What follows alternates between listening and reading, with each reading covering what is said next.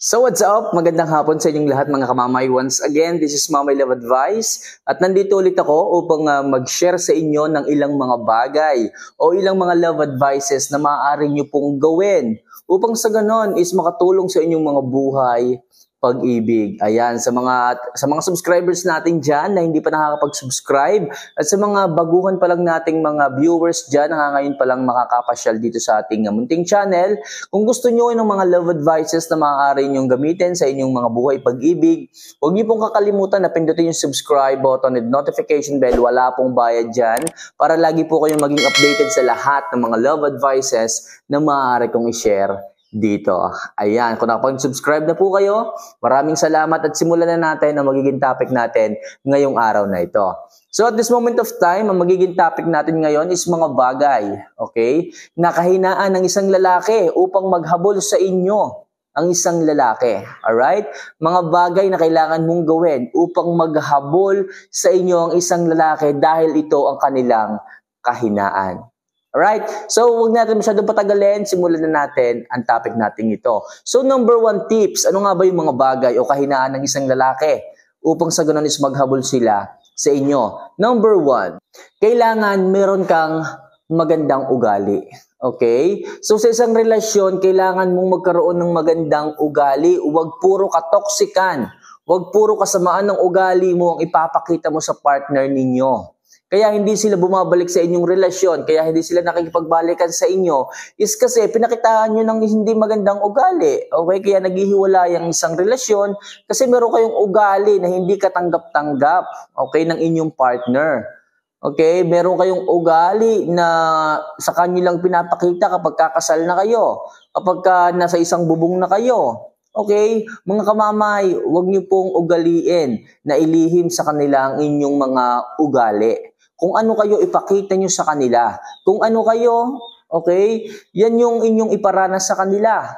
Huwag puro lihim kasi hindi magtatagal, malalaman at makikilala din kayo ng isang lalaki. So para sa ganon, maghabol sa inyong isang lalaki, mabaliw sa inyong isang lalaki, maakit sa inyong isang lalaki, make sure na meron kayong isang magandang ugali. Okay? So kahit nag-aaway kayo, maging mabuti ka sa kanya. Kahit nagkakatampuha kayo, maging okay ka sa kanya, maging mabuti ka sa kanya para kapag ka na-realize niya, okay, kung kailangan ka ba niyang balikan, kung ano ba yung mga dahilan kung bakit siya babalik, maisip niya na meron kang isang magandang ugali at sapat na yun para bumalik siya sa inyong relasyon. Kaya number 1 tips ko sa inyo, make sure na magkaroon kayo ng isang magandang ugali pagdating sa inyong relasyon, pagdating sa inyong mga partner. So number 2, kailangan huwag niyo masyadong pansinin ang lalaki. Sa mga single dyan, sa mga wala pang jowa, at kung may nanliligaw sa inyo, huwag niyo masyadong pansinin ang mga lalaki. O huwag niyo masyadong pansinin ang isang lalaki. Bakit?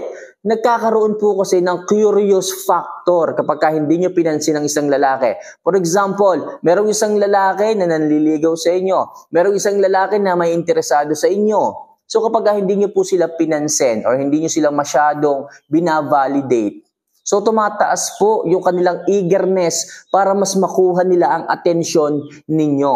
For example, ako, may gusto ako sa iyo. So kapag hindi mo ko pinansin, pipilitin ko pa rin na gumawa ng paraan para mapalapit sa iyo. Pipilitin ko pa rin na gumawa ng oras para lamang mapansin mo ako. So, ganyan kaming mga lalaki. So, para po habulin kayo ng isang lalaki, huwag nyo masyadong pansinin ang isang lalaki. Okay? Kasi the more na binavalidate mo yung isang lalaki, the more na kinakausap mo yung isang lalaki, the more na nakikipagkwentuhan ka ng matagal sa isang lalaki, bumababa po yung interest factor sa inyo nila.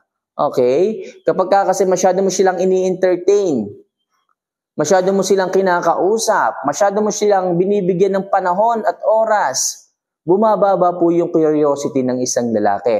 Hindi sila maghahabol sa inyo kapag kaganyan. Kasi nawawalan sila ng intensyon na kilalanin ka. Nawawalan sila ng intensyon para kausapin ka kasi alam na nila lahat. Kasi marami na kayo napag-usapan sa haba ng ibinigay mong oras sa kanya. Pero kung limitado lamang o hindi mo sila pinapansin, napakarami ng bagay na gusto nilang malaman sa iyo. medyo misteryo para sa kanila ang kilalanin ka. Kaya maglalaan talaga at pipilit sila na makakuha ng pagkakataon na makausap ka at maghahabol sa inyo ang isang lalaki. Okay, malinaw tayo dyan ha. So number 3, sex appeal. Okay, ito kalimitan. Talagang tinitingnan at hinahanap to ng isang lalaki. Yung iba, minsan nababawasan yung kagandahan ng isang babae kapag walang sex appeal. Okay, sabihin ng isang lalaki, maganda na sana siya, maganda ang mukha, pero wala man lang ka-sex appeal. Wala man lang dating yung kanyang katawan. Okay, may mga ganyang sinasabi ang isang lalaki. Okay na sana okay na sana kaso masyadong payat. Okay na sana medyo napataba lang. Diba? Mahalaga po mga kamamay yung pag-aalaga ninyo sa inyong katawan. Okay, sabi ko nga, mag-self-improve kayo, mag-workout kayo, mag-exercise kayo, okay? Control nyo po yan mga kamamay. Okay, magagawan pa yan ng paraan. Magagawan pa yan ng solusyon mga kamamay. Magsumikap lang kayo, magsakripisyo lamang kayo para sa inyo rin namang sarili yan, para sa inyo rin namang katawan yan, magiging healthy pa kayo. Kaya kung ako sa inyo, mag-invest kayo pagdating sa pag-workout, magtiyaga kayo. Okay, pagdating sa pag-exercise, makakatulong yan at talagang hahabulin kayo ng isang lalaki kapag mataas ang inyong sex appeal. At yung sex appeal, nakikita po yan sa inyong katawan. Yung dating ninyo, yung inyong itsura overall. Okay? So yan yung isa kong tip sa inyo. Make sure na mataas ang inyong sex appeal at control nyo po yan. Kaya nyo po yan gawin. Okay? So next, yung itsura ng isang babae. Okay? So, mga kamamay, ito naman, mahalaga din po yung itsura ng isang babae. Mataas nga ang sex appeal mo. Pinapabayaan mo naman ang itsura mo. Okay? Hindi ka nag-aayos ng mukha. Yung mukha mo, puro mapuputi na, puro buni na kasi hindi mo hinihilamusan. Hindi ka masyadong nanliligo. Diba? So, ayusin mo. Yung iba, nagme-makeup pa dyan para lamang talagang gumanda ang kanilang mga mukha. Yung tamang makeup lang ha, yung iba dyan, nagkikilay pa ng maganda para lamang talagang maging asset nila. Okay, so para mga kamamay, mas maghabol sa inyong isang lalaki. Sa mukha pa lamang, unang tingin pa lamang ng isang lalaki. Kasi yan yung unang nakikita ng isang lalaki Sa mukha tumitingin ng mga yan, unang-una. Hindi may iwasan na, hindi sa mukha titingin ng mga yan. Yung iba, sinasabi, ay, maganda nga ang katawan, hipo naman. Diba? So, wag niyo hintayin na masabihin ng ganyan. So, control niyo yan. Magpaganda kayo, mag-ayos kayo ng itsura, ayusin niyo ang kilay ninyo, diba? Mag-foundation kayo kung kinakailangan, yung labi ninyo, baka masyadong dry. So, control niyo yan mga kamamay, mag-ayos kayo. Mahalaga po yan para maghabol sa inyo, maakit sa inyo ang isang lalaki. Alright? So, next. Maging medyo malandi. Alright? Ito mahalaga din po mga kamamay. Kung kayo is may mga jowa na, may mga partner na, maging malandi kayo ng tama lang. Huwag masyadong malandi. Kasi baka mamaya, pag sobrang landi, maumay din ang inyong mga partner. Okay? So para habulin kayo ng isang lalaki, para mabaliw sa inyo ang isang lalaki, para maakit sa inyong isang lalaki, tamang landi o paglalandi lamang ang inyong ibigay sa kanila. Huwag sobra kasi lahat ng sobra hindi nakakaganda. At lahat din naman ang kulang, hindi rin maganda. Kaya tama lamang po mga kamamay ang inyong ibigay. Okay? Yung tamang landi lamang.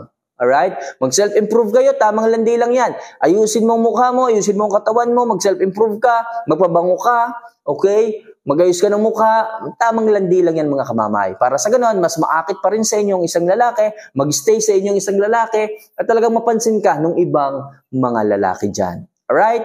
So next, palagi mong yakapin ang lalaki. Kasi kapag palagi mong niyayakap ang lalaki, nararamdaman niya yung pagkamis. Okay? Niya sa isang babae kapag nagkahiwalay sila. Okay? So, trademark to ng isang babae kapag palagi mong niyayakap ang inyong partner, ang inyong asawa, ang inyong boyfriend. Kapag nagkalayo kayo mga kamamay, hahanap-hanapin ka niya, mamimiss ka niya, diba? Hahabol-habulin ka niya. Magchat-chat yan sa'yo, kailan ba ulit tayo magkikita? Baka naman po pwede, o baka naman papaano, kung papaanong paraan, magkita tayo kasi namimiss ko na yung yakap mo. So, yun yung mga bagay na pwedeng sabihin ng isang lalaki sa'yo kapag palagi mo siyang niyayakap. Kasi yung yakap, sign of love yan. Okay? So, maaalala at maaalala, hahanap-hanapin ka ng isang lalaki kapag palagi mo siyang niyayakap. So, gaano ba katagal? Okay? Ang isang yakap para mamiss ka ng isang lalaki. Wala naman sinasabi kung gaano kayakap. Gaano kahaba ang pagyakap ng isang babae sa isang lalaki. Ang akin lamang, ugaliin nyo na palaging yakapin ng isang lalaki. Kasi, mamimiss niya yan kapag kayo is magkalayo. Kung tayo man dyan is may mga relasyon na magkalayo, LDR, so palagi nyo po silang yakapin pag nakikita kayo. Mamimiss nila yan, hahanap-hanapin kayo ng mga yan. Okay? So yan lang muna mga kamamayang aking po pwedeng i-share sa inyo ng mga bagay upang maghabol, mamiss o maakit sa inyo ang isang lalaki. Okay? Kung meron kayong katanungan about sa topic na to, huwag kayong mahihiyang mag-comment sa comment section at po pwede ko yung sagutin sa next video natin. For more video and tips, huwag nyo nang kalilimutan, walang bayad. Pindutin ang subscribe button at notification bell para lagi po kayo maging updated sa lahat ng mga love advices na maaari kong i-share sa inyo. Once again, this is My Love Advice. Masaya po akong nakakapag-share at nakakatulong sa inyo. Okay, hanggang sa muli, paalam.